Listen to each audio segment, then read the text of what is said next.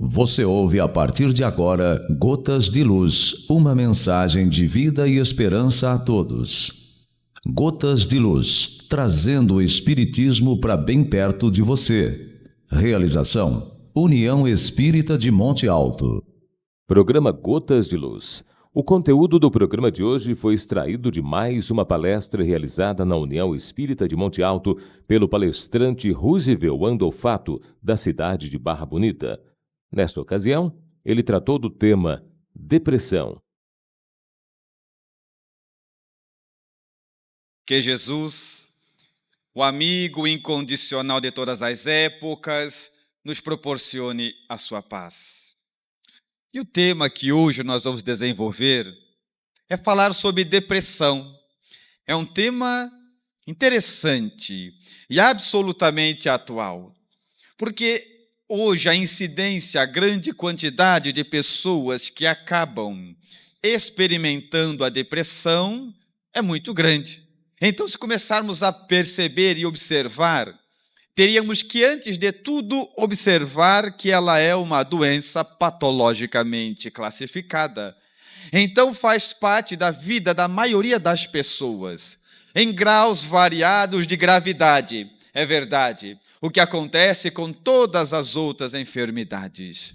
E a doutrina espírita, de maneira especial, que vem nutrir, que vem dar a sua visão sobre todos os problemas que envolvem, que ocorrem na vida da criatura humana, com relação à depressão, não seria diferente. Porque para tudo aquilo que ocorre no mundo material, através dos espíritos, a doutrina espírita vem nos dar uma versão diferenciada pela visão dos imortais. Então, falar da vida somente sobre os aspectos da vida nos dá uma visão muito restrita. Porque a depressão é tão séria, mas tão séria, que algumas pessoas passam uma vida inteira se degladiando com ela. Reconhecem a sua situação depressiva no início da vida, na juventude às vezes, e as acompanham até a velhice, quando não ao próprio desencarne. Então, falar sobre a depressão significa falar e refletir sobre a qualidade de vida dos indivíduos, a qualidade de vida de todos nós, porque por mais que tenhamos uma situação agradável na vida, uma condição financeira, se nós experimentarmos a situação identificada como depressão, nem assim seremos felizes, por mais que tenhamos coisas. E prova disso são os ricos depressivos, que, diferente de nós, pagam um psicólogo mais caro, não mais que isso. Então, por mais que o homem venha a adquirir coisas, se ele não tiver uma saúde moral, uma saúde mental, de nada vai adiantar, porque ele possui, mas não usufrui.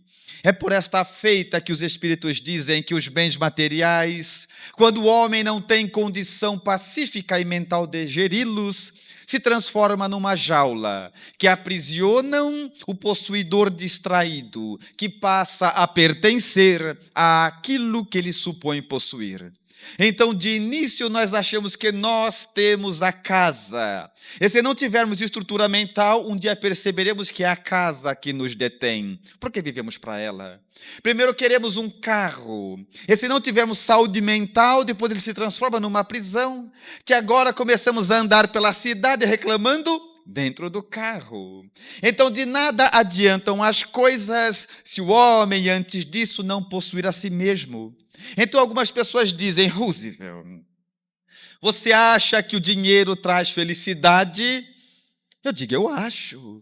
Aí eles ficam todos bravos. Mas você acha? Eu acho. Se só faltar dinheiro, então traz. Mas se além do dinheiro faltar outras coisas, aí não traz. Porque você consegue o dinheiro e falta o resto.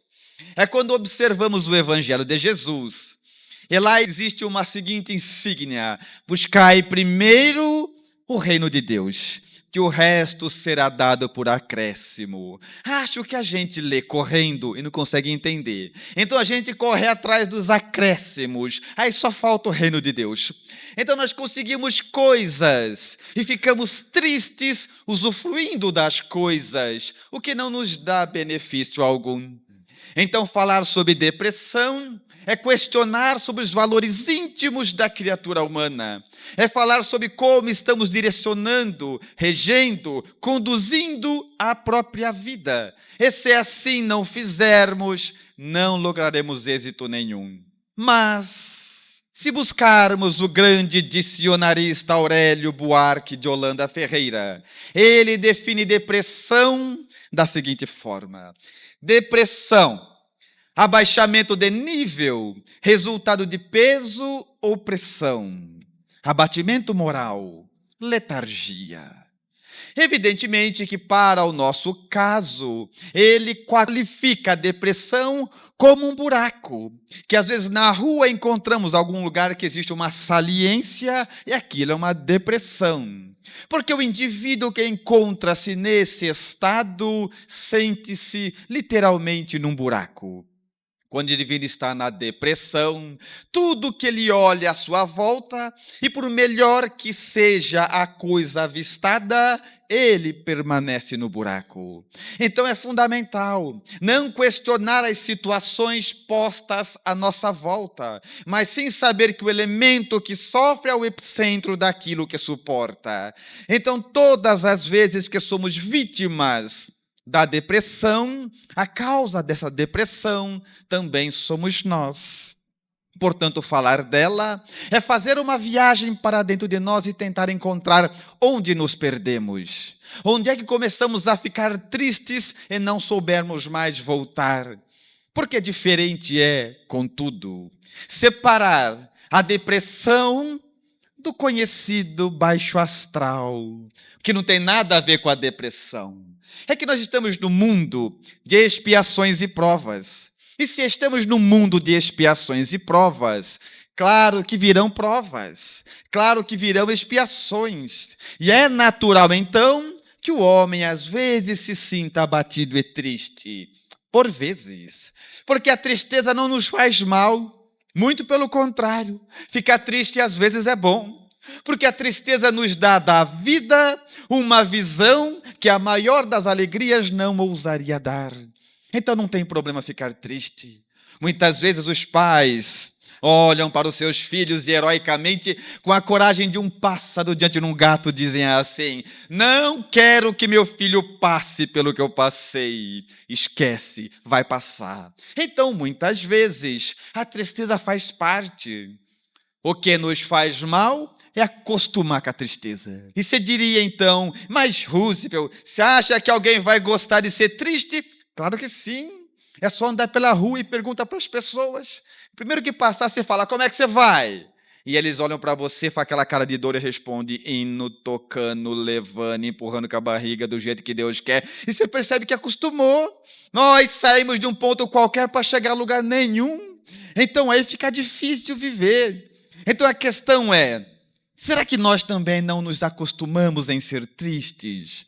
Então nós começamos a ver que muitas pessoas falaram tanto da tristeza que fizeram as pazes com ela. E agora não saberiam viver. Tanto é que os tristes, quando encontram alguém sorrindo, falam: o que você tem? Aconteceu alguma coisa? Você está bobo agora, sorrindo à toa, sem motivo? Nós achamos estranho. Então os valores se inverteram. Então questionar depressão é questionar a vida. O que eu estou fazendo de mim? Para onde eu estou me conduzindo? Qual tem sido a base dos objetivos da minha vida? E muito mais, será não acostumei a ser triste? André Luiz, com relação a isso, nos oferece uma observação incomum. Ele diz o seguinte: toda tristeza manifestada impulsiona os tristes a serem mais tristes. Conclusão: quando falamos da tristeza, fazemos e produzimos outros tristes, porque é assim que se opera, vocês já viram? Mas é verdade, porém, que se eu trouxer uma mensagem otimista e os senhores se permitirem permear pela minha mensagem, logo estarão alegres. Então, se toda tristeza produz tristes, é verdade que toda postura otimista produz mais alegres. E aí nós nos perguntamos: será que com a nossa conduta, com o esforço da nossa conduta, estamos produzindo tristes à nossa volta Oh, pessoas alegres, vocês nunca viram? Na nossa casa, quando nós estamos lá, e de repente está lá mulher, marido, esposa, filho, todo mundo junto, discutindo, gritando, falando alto, tudo junto ao mesmo tempo. De repente o marido fala: chega, essa casa é um inferno, eu vou embora. Aí ele sai e a casa fica boa. Já viu? Aí nós começamos a pensar quem que era o inferno, né? Até os que ficaram diz, daqui a pouco o inferno vem. Então somos nós. Então, quando olhamos à nossa volta o ambiente de trabalho, o ambiente familiar, a própria casa espírita, quando não vai bem, a pessoa de bom senso diz: qual está sendo a minha participação para que o ambiente se torne assim ou não? O que eu posso fazer para que o ambiente se torne melhorado ou não? E se não fizermos essa reflexão, nós cairemos no absurdo do absurdo, que é ficar no canto de tudo e dizendo para as pessoas: olha como a humanidade está, como se nós não fôssemos a humanidade. Nós ficamos no canto e falamos: olha como essa sociedade está, mas não somos nós a sociedade? Então, na sua acepção maior, seria adequado dizer: olha como nós estamos, porque esse abatimento não é de um ou de outro, é da maioria. Porque quando nós temos um ou dois tristes, numa maioria eufórica, entusiasmada, os dois tristes resistem pouco tempo. O problema é quando encontramos muita gente triste e começamos a gostar da tristeza, a nos acostumar com ela, a fazer as pazes com ela, e ficamos de cara feia e amarrada o tempo inteiro, já perceberam? Necessário abrir o coração à bondade, o cérebro à compreensão, a existência ao trabalho, o passo ao bem, o verbo à fraternidade. Emmanuel. Você ouve e se informa. Gotas de Luz. Me chamaram para fazer uma palestra domingo de carnaval, mas já fui pronto para ficar sozinho lá. Falei: não vai aparecer ninguém. Mas me enganei. Tinha 5. Então botei as cadeiras em volta e falei: vamos falar. E ficamos falando de Jesus. Falamos da vida, falamos da morte, afinal ando de mãos dadas. E começamos a fazer o nosso trabalho, quando de repente eu olhei na porta do centro e eu tive uma visão. Eu vi um espírito, uma criatura que brilhava muito e que começou a entrar no salão. Eu fiquei animado, falei: era a minha primeira visão. E conforme ela chegava perto, eu reconheci, não estava brilhando por causa da sua grandeza moral, era Brocal. Ela estava vindo no carnaval. Eu achei ela heroína, porque 9 horas, domingo de manhã, vim direto do clube, merece respeito. Ela chegou então, disse: posso fazer parte? Eu digo: pois não. Mas havia uma particularidade. Ela estava mancando. Ela começou a entrar e o pé estava roxo. Ela sentou. E eu continuei no meu diálogo, falei de Jesus. Depois de 1h30 de explanação, encerrei o trabalho. E começamos a falar de coisas informais, até que eu não resisti. Olhei para ela, olhei para o pé e falei: querida, o que foi com seu pé? Ela falou assim: é que essa madrugada eu fui no clube, sabe? Eu falei: você foi? Nem notei. Ela falou: eu fui. Eu falei: estava bom? Estava ótimo, estava assim, não dava para andar, mas pisaram tanto no meu pé, estava ótimo. Então eu olhei aquele pé inchado, todo amassado, arroxeado, e ela feliz porque o baile foi bom. Então começamos a pensar: qual o parâmetro que temos de felicidade? Então não sabemos mais ser feliz. Então quando falamos em depressão, não conseguimos nos livrar dela, porque no fundinho acabamos gostando dela. E a dificuldade em nos livrarmos do problema da depressão, de conseguirmos ser felizes de novo, é porque não sabemos exatamente o que é que está doente. Algumas pessoas acham que na depressão o que está doente é o espírito, e desta forma se entregam ao tratamento da casa espírita. Outros acreditam que quem está doente na depressão é o corpo e se entregam aos cuidados médicos. Outros ainda creem que na depressão adoece a mente e procuram os psicólogos e psiquiatras. Então, para conseguirmos equacionar o problema da depressão, seria forçoso antes encontrar esta resposta. Na depressão, o que está doente? É o corpo? É a mente? É o espírito? O que em nós adoeceu? Porque se soubermos o que é que está doente, saberemos da mesma forma como tratar. É por isso que muitas vezes não logramos êxito. É porque está uma situação doente e nós tratamos outras. Sem conseguirmos encontrar o que em nós adoeceu, ficaremos buscando soluções uma vida inteira. Porque é verdade, contudo, que sempre o elemento principal é o espírito humano. É na alma humana que se processa a gênese de todos os nossos desequilíbrios. Não há um sequer que não tenha origem dentro de cada um de nós. Por menor que seja o problema, sempre a sua semente, a gênese, encontra-se na alma humana. Alguém poderia contestar dizendo, não, Roosevelt, não é. Por exemplo, se eu comer uma maçã estragada, então não é um problema da alma. O meu corpo fica doente por causa da maçã. Não. Porque quem decidiu comer a maçã sabendo que estava estragada era o espírito. E se ele permitiu, está perturbado. A doença sempre começa na alma humana. Contudo, se quando temos uma perturbação instalada na alma e nos submetemos aos tratamentos da casa espírita, ela encontra sua cura.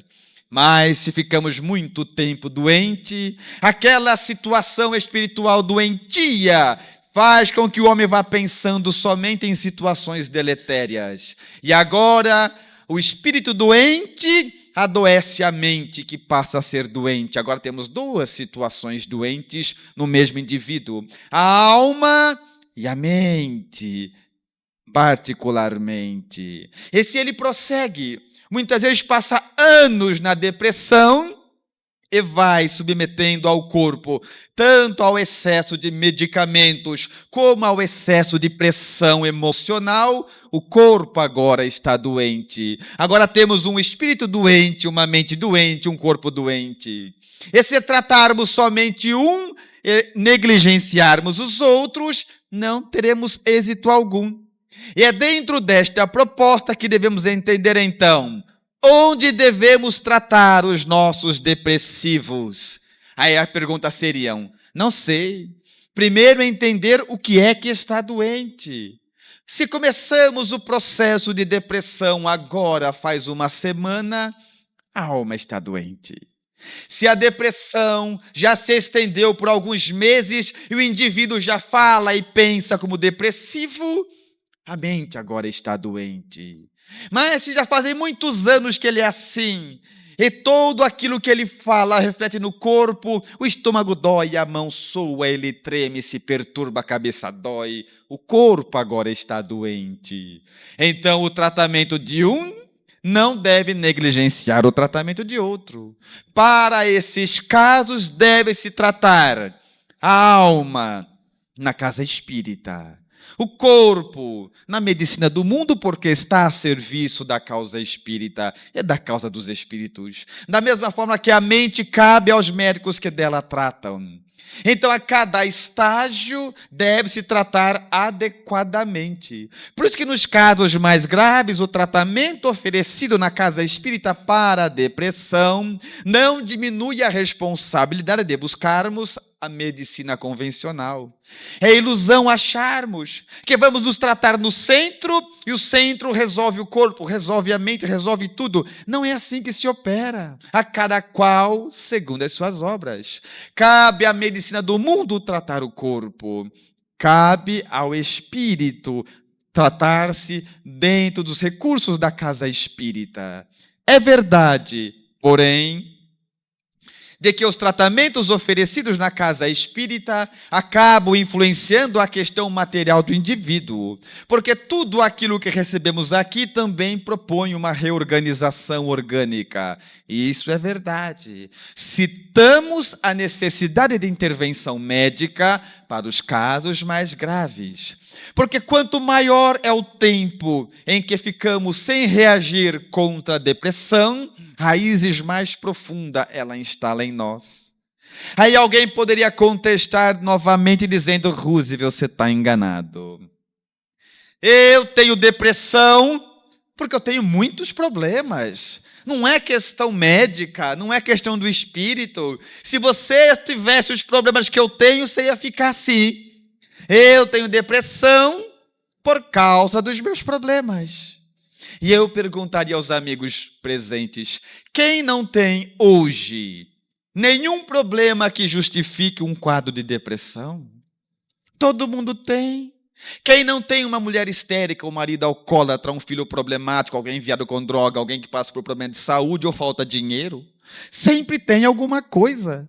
Se nós quiséssemos, todo mundo teria uma razão agora para justificar um quadro de depressão. Então a depressão não é porque temos ou não problemas. Todo mundo tem problema, nem todos depressão. E Allan Kardec, quando observou essa variante, questionou no Livro dos Espíritos, da mesma forma com a qual pensamos.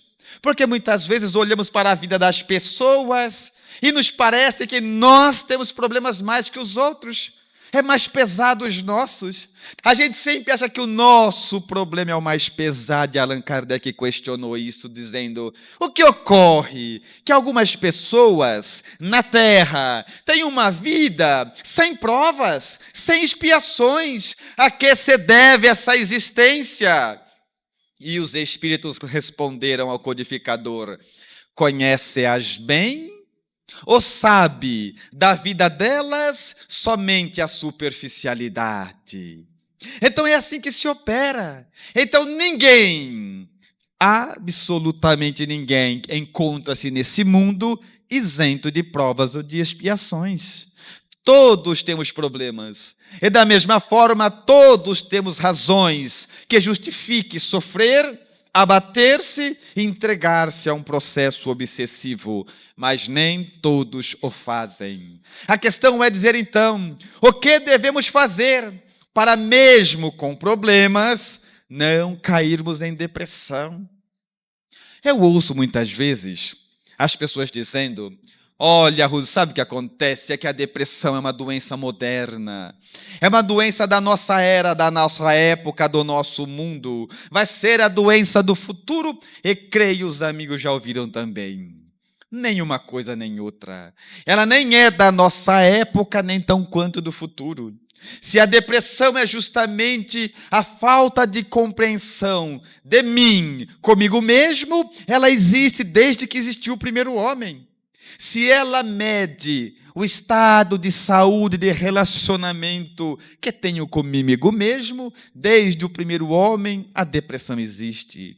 A diferença é que hoje tudo se opera de maneira mais rápida, mas a depressão sempre acompanhou o homem.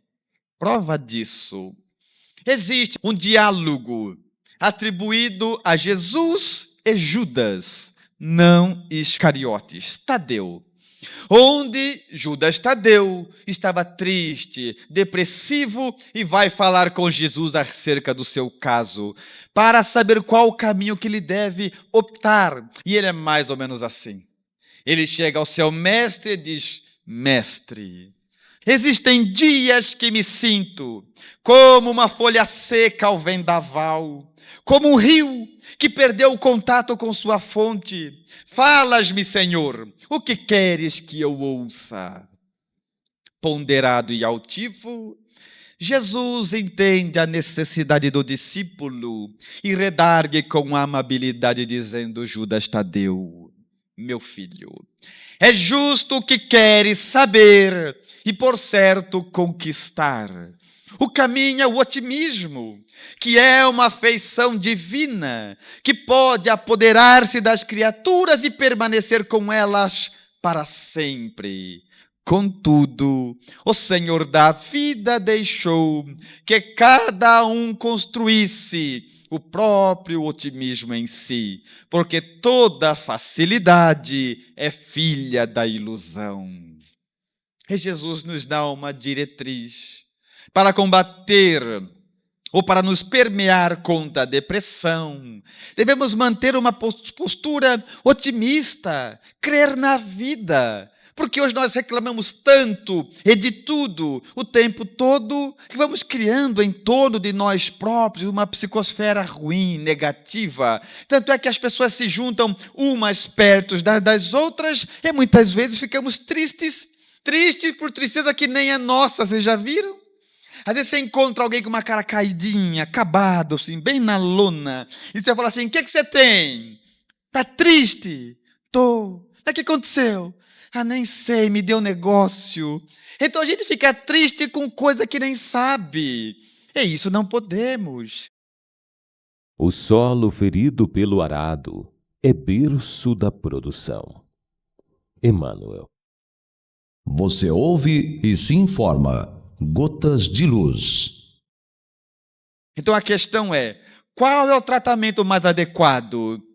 A casa espírita sempre, dependendo da situação, um psicólogo, e dependendo da gravidade, um médico, e cada um vai tratar do seu corpo, porque cada um tem a sua finalidade. Entretanto, a ciência deu um avanço. E dentro deste avanço provocado pela ciência, ela chegou à conclusão de que depressão pode ser hereditário. Segundo Allan Kardec, ele nos orientou de que, se a algum ponto a ciência e a doutrina espírita se bifurcassem, caberia a cada um de nós retroceder em doutrina espírita e acatar o que diz a ciência. E desta forma, então, se a ciência diz que depressão pode ser hereditário, nós espíritas acreditamos. É assim que deve ser. Então começamos a observar que algumas pessoas que são filhos de papai e de mamãe depressivos se tornam depressivos sem ter culpa. Que judiação, a vida é injusta. Contudo, uma reflexão é necessária. Visualizem a seguinte cena. Nós temos, então, um casal de jovens andando pela rua. Ele é triste, depressivo, apático, desestimulado. E encontra uma jovem bonita, que também reclama da vida. Um reclama daqui, outro reclama dali. Um diz que a vida não serve, outro diz que a vida não presta. Se apaixonam e casam. Porque é assim que se opera. Agora eles se casam, vão para a sua casa, finalmente reclamar juntos de alguma coisa, até que ela fica grávida e nasce o primeiro filho, o segundo filho, o terceiro filho. Pelos apontamentos da ciência, os 3 filhos de papai e mamãe depressivos serão, evidentemente, por uma imposição hereditária, depressivos também. Que culpa terão eles? Contudo, onde a ciência para, a doutrina espírita prossegue. Aí você vai ver os 3 filhos deste casal depressivo, por exemplo, e nós vamos perceber que o primeiro filho, que recebeu na sua estrutura física os miasmas pestilenciais da depressão, também é depressivo. Aí você vai conversar com o filho, e você conversa com ele, ele já vai dizendo assim para você: a coisa tá feia. Quando está feia, não sei como é que vai dar não. E você vai logo perceber que ele está em depressão. Aí você vai conversar com o segundo filho. O segundo filho que também tem depressão. Porque herdou os miasmas pestilenciais de papai e de mamãe depressivos. Aí nós vamos para o terceiro filho, que não possui a depressão. E aí que é estranho. Como que ele não tem depressão? Aí nós vamos conversar com ele e ele diz: eu sofro. Mas as pessoas também sofrem às vezes. Comigo as coisas dão errado, igual dá na vida de todo mundo. Às vezes eu perco, mas às vezes eu ganho. Às vezes dá errado, mas às vezes dá certo. E nós vamos perceber que mesmo herdando os miasmas pestilenciais de mamãe e papai depressivos, A sua postura de realidade não permitiu que esses miasmas se multiplicassem. Então é verdade, através da hereditariedade, podemos transferir para os nossos filhos os miasmas da depressão. Mas, como o espírito é o elemento gerenciador da própria verdade, só as vão desenvolver se quiserem. Então, onde a ciência para, a doutrina espírita prossegue. Então, quando estamos envolvidos, acometidos pela depressão, mesmo que ela seja hereditária, a responsabilidade é nossa. Porque ela se opera como um labirinto. Você põe um rato na ponta de um labirinto e um queijo lá na outra ponta. E o ratinho vai andando e acha o queijo. No outro dia, você deixa o ratinho uns 3 dias sem comer, ele está com muita fome. Aí você põe o ratinho numa ponta e o queijo na outra. Ele vai pelo mesmo caminho que for e acha o queijo. Deixa mais 3 dias sem comer, aí você põe o queijo e o rato. Ele vai pelo mesmo caminho e acha o queijo. E assim se opera. Até que um dia você põe o ratinho e não põe queijo nenhum. Sabe o que o ratinho faz?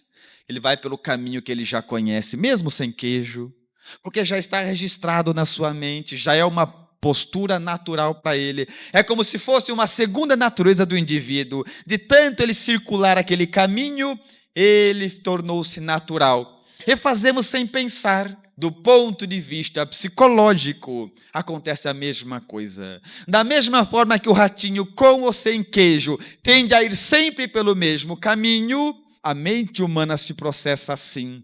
Porque é difícil livrar-se do álcool. Porque o indivíduo tem problema, vai buscar o álcool. Tem problema, vai buscar o álcool. Tem problema, vai buscar o álcool e instalou. Agora, qualquer coisa que acontece, a tendência é buscar o álcool. A depressão é a mesma coisa. Então, às vezes, ficamos tristes por automatismo. E livrar-se disso é muito grave, muito difícil. Vocês já viram que muitas vezes o tempo fica triste, o sol não sai, o tempo fica escuro e a gente fica abatido. E não tem razão. Só porque o sol não saiu, nos abatemos. Então já estamos, quando acontece isso, tendenciosos a ficarmos tristes por um processo automático. E aí nós temos uma gravidade significativa. Dentro desta questiúncula, observamos ainda o Livro dos Espíritos, onde Allan Kardec, de maneira singular, questionou novamente os imortais, perguntando: de onde vem, nas pessoas em geral, o abatimento, o desespero contra a própria vida? E eles responderam ao codificador de 3 bases distintas. Primeiro, da saciedade. Segundo, da ociosidade. E terceiro, da falta de fé.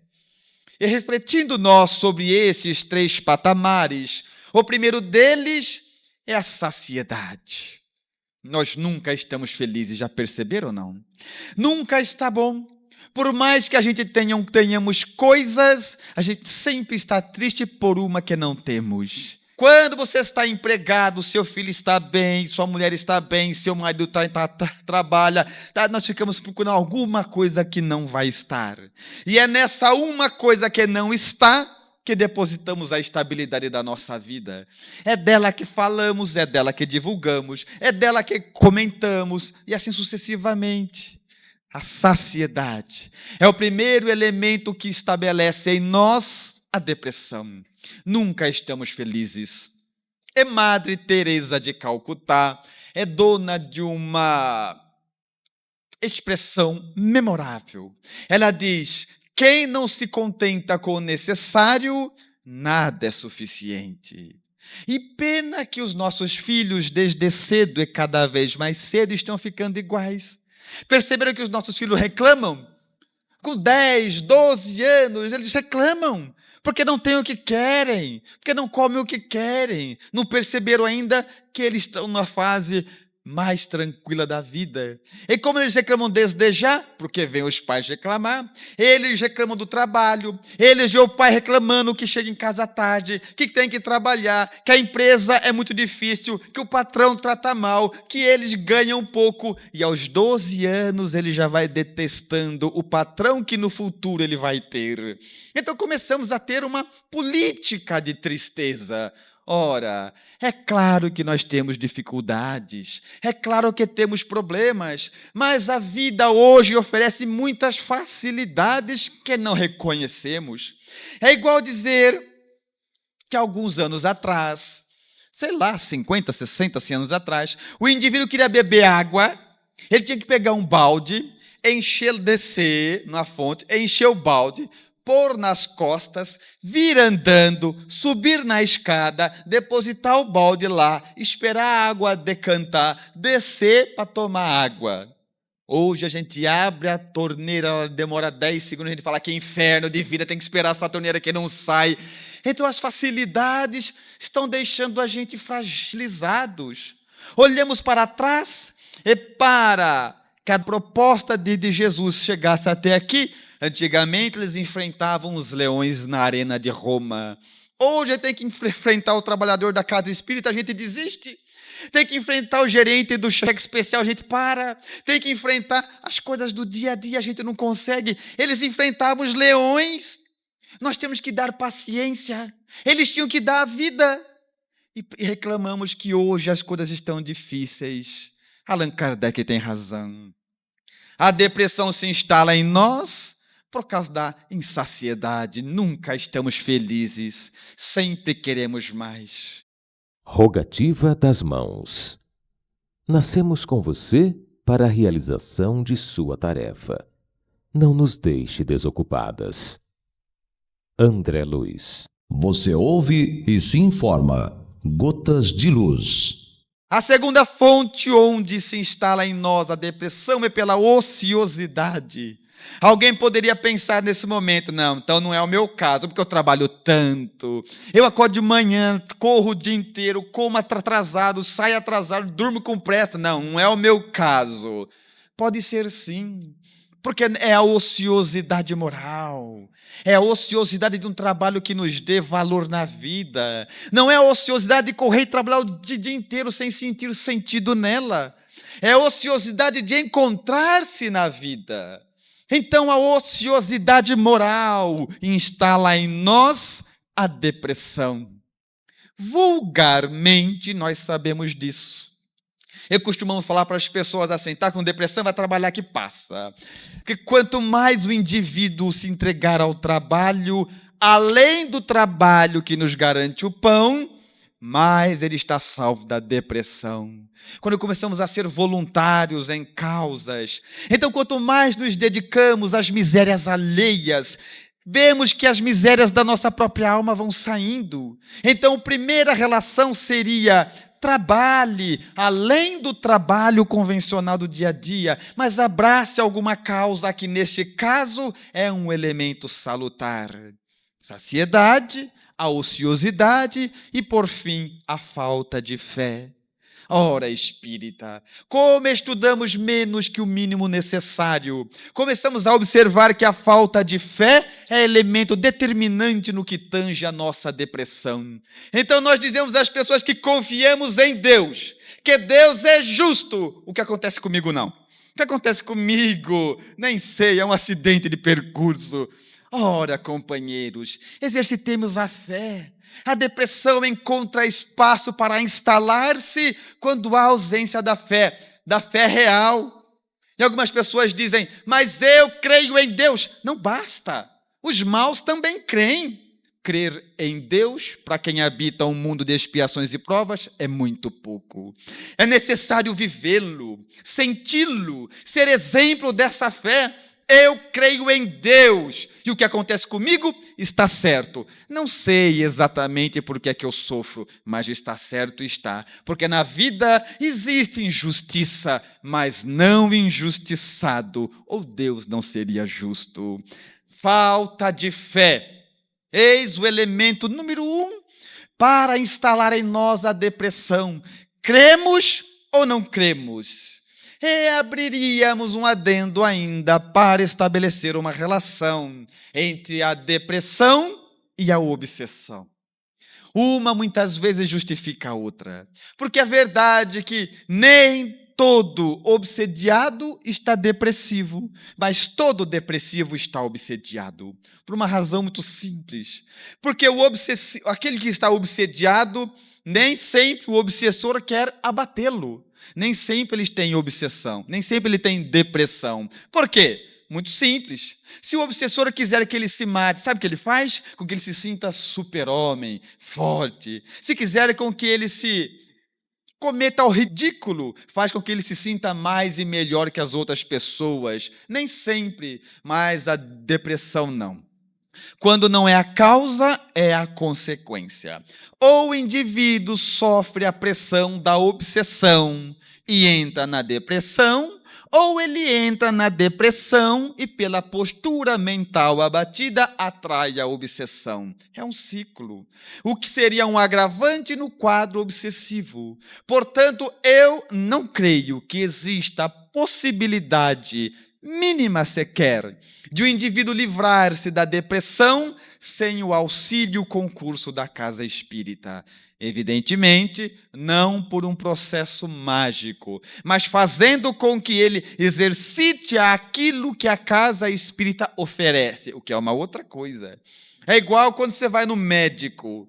Você faz a consulta e depois pergunta para o médico: doutor, eu vou me curar? E ele diz sim, alguma coisa. Pergunta errada. Devia ser o inverso. Você se consulta com o médico e é o médico que deveria perguntar: você vai se curar? Porque se ele der o caminho, não depende mais dele. Agora depende de você. É igual quando você vai no médico para emagrecer. E o médico fala assim: seguinte, não come fritura, não come nada com gordura, caminhada todo dia e toma esse comprimidinho. Muito bem, doutor, você vai para casa. O que você faz? Toma o comprimidinho que é mais fácil. Aí voltamos a brigar com o médico. Doutor, não deu certo. É a mesma coisa na casa espírita. Quando as pessoas vêm buscar tratamento aqui, não são elas que têm que perguntar se eu vou me curar. É o trabalhador da casa espírita que tem que dizer: oração, mudança mental, ouvir palestras, ler, buscar atividades que nutram a mente. E, por fim, você vai sarar? Porque não podemos garantir. É uma luta individual, é uma reorganização interna. E para falarmos em tratamento, em solução, diríamos que o primeiro item para a cura da depressão. Primeiro item, reconheça-se depressivo. Assuma estar doente. Porque muitas vezes ela é a doença da negação. A pessoa diz: não é que eu tenho depressão, é que a minha vida é ruim. Não é que eu tenho depressão, é que essa sociedade está violenta demais. Não é que eu tenha depressão, é que meu marido bebe. Não, e nós vamos cada um dando os seus motivos, mas pare. Se está abatido constantemente, você está em depressão. Segundo item, deseje ter uma vida saudável. Novamente, alguém poderia contestar dizendo: Russo, agora você falou besteira. Quem que não vai querer ser feliz? Muita gente. Nós ficamos tanto tempo reclamando da vida, da sociedade, das pessoas, do governo, porque ninguém presta, ninguém é honesto, que nós ficamos tanto tempo nessa vibração que nos alimentamos dela. E muitas vezes acostumamos com a tristeza, fazemos as pazes com ela, tanto é que não aprendemos mais a rir. Vocês já viram? A gente esqueceu como é ser feliz. A gente começa a dar nome para as coisas. Se eu vou ser feliz se eu tiver um carro, compramos um carro e fica feliz 2 meses. Feliz se eu tivesse uma casa. Aí financia, empresta dinheiro e compra a casa, diz: agora sim. Passa 2 meses. Bom era apartamento na praia. Aí ele vende, empresta dinheiro, compra apartamento na praia. Aí ele diz: só comprar apartamento na praia começou a subir o mar, agora tem tsunami para todo lado, tá vendo? Então é sem fim. Então para onde está. Sua vida é do jeito que ela está. O que acontece de bom, você merece. O que acontece de não bom, você precisa. E acostume-se com isso. E terceiro e por último, somando a todo o tratamento que comentamos hoje, tenha uma postura de gente saudável. Reclame menos das coisas, seja menos chato. Comece a olhar na vida, crê em Jesus, mas pratique essa crença. Crê em Deus, mas diga, eu creio em Deus.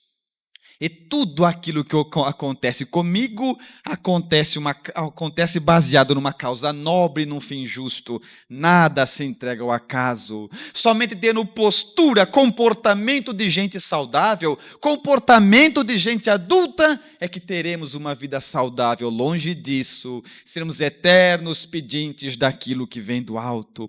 Longe disso, sem ter uma conduta, onde aprendamos a sorrir. Sorria! Sorrir. Nós temos que aprender a ser feliz. E gente feliz é otimista. Aprende a elogiar os outros mesmo sem motivo. Não tem problema. Por exemplo, você está andando pela rua, você encontra alguém assim, acabado, feinho, bem acabado mesmo, andando puxando, com aquele jeito desarrumado. Olha para a pessoa e fala, o que você tem? Tá bonita, melhorou, tá com a pele boa, você deve estar amando, né? Pois elogia, não tem problema. Chega na tua casa, até lá, você vai almoçar, sua esposa fez a mesa, tá comida, tudo lá arrumado, você olha para cada comida, é a mesma que você viu ontem e antes de ontem, né? Olha para a comida, só tem aqui, não tem problema. Elogia, fala, ai, que comida boa. Elogia, vai ter que comer mesmo, então elogia. Então nós vamos aprendendo que se nós elogiássemos as pessoas todos os dias, você joga a metade do seu remédio caixa preta fora. E se insistir, joga todos. Mas nós não gostamos disso. Jesus diz, bem-aventurados os simples, e a gente não gosta de simplicidade. Curar com elogio, não. É bom faixa preta. Você pega um remédio faixa preta, uma camisa branca, você põe um remédio no bolso, assim, todo mundo vê que você está tomando faixa preta. Você fica feliz. E aqueles que reparar que você está com a faixa preta, você explica o quanto você sofre. A gente adora explicar o quanto a gente sofre. Para com isso, espírita. Tenha comportamento de gente saudável. Elogie as pessoas. Elogie a vida. Fale bem do mundo. Diga que existe gente honesta, gente trabalhadora. Que você confia nas pessoas. E isso vai passar a ser gradativamente a sua realidade. É dentro desta proposta, pensando dessa forma, é que poderemos usufruir daquilo que a Casa Espírita venha nos oferecer. Longe dessa proposta pessoal, não chegaremos a lugar nenhum. E se fizermos a nossa parte, poderemos indistintamente um dia olhar para o alto e saber que agora sim, que fizemos tudo o que podíamos a benefício próprio, é que começa a parte que compete aos espíritos e dizer, Senhor, muito obrigado. Encerrando o programa de hoje, ouça agora a mensagem final. Abrace a oportunidade de viver.